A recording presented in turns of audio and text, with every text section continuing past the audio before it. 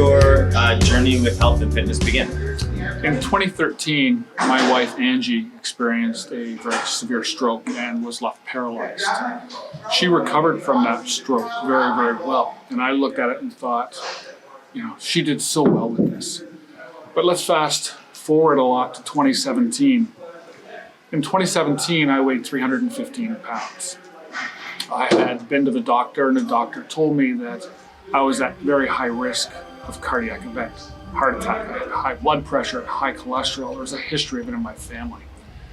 Not only that, but my wife and my children came to me and said, we're scared for you. We're afraid of what's going to happen to you because of this. You need to take better care of yourself. So Angie came to me and said that her and our kids, Dallas and Chris, had spoken, and they were very concerned about me, about my health.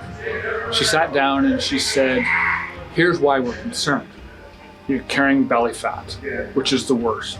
Your blood pressure's high. Your cholesterol's high. You have a family history of heart attack. You're eating horribly. You need to take better care of yourself. At first, my response was one of, my wife thinks I'm fat. She doesn't love me anymore. So for the first few moments, I felt horrible. But then I realized that she wasn't trying to hurt me. She was trying to help me. She was trying to tell me what their concerns were. So taking that to heart made me realize I need to do better. I can do better, and I will do better.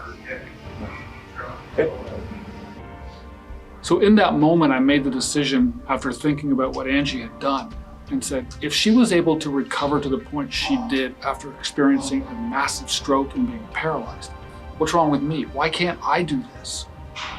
I don't want to leave my family. I need to get in better health. So changed my eating habits, started going to the gym. I remember the first time I came to the gym, it was to make Angie happy because she said, come on, try it. It was, I'm gonna join for 30 days. That's it. After 30 days, I'm gonna quit. I'm not gonna like it. That was in 2017. We're now in 2022. I didn't quit. I kept going with it. So my journey started because my family needed me there, and my wife had come back so far from a stroke, paralyzation, to a full recovery and competing with UFE. She could do it. I wanted to do it. Okay, so you sent me a picture of your first workout, and in your first workout picture, were you on this machine or a preacher curl similar?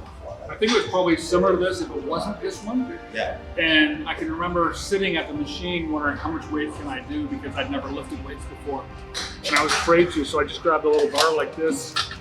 And this is all I was doing. Was just working the bar. Because I didn't know whether or not I could lift weights. And then what does that do, your first workout, when you realize you can have a little bar as nothing? Well, it's interesting because I always thought I was a physically strong person.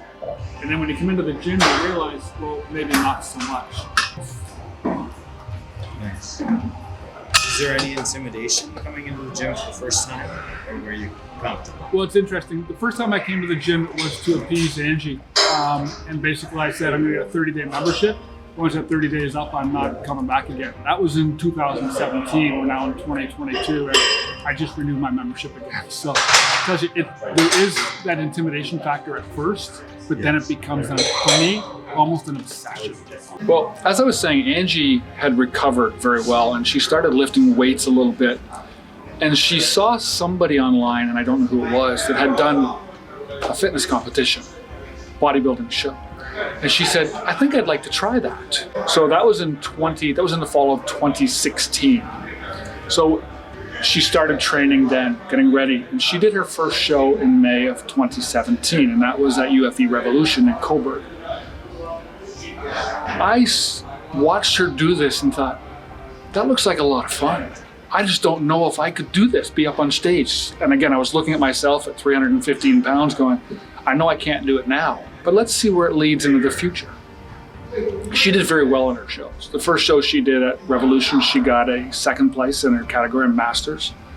Then she went to Mayhem that following October and did the show there and got a third again in her category and did very well.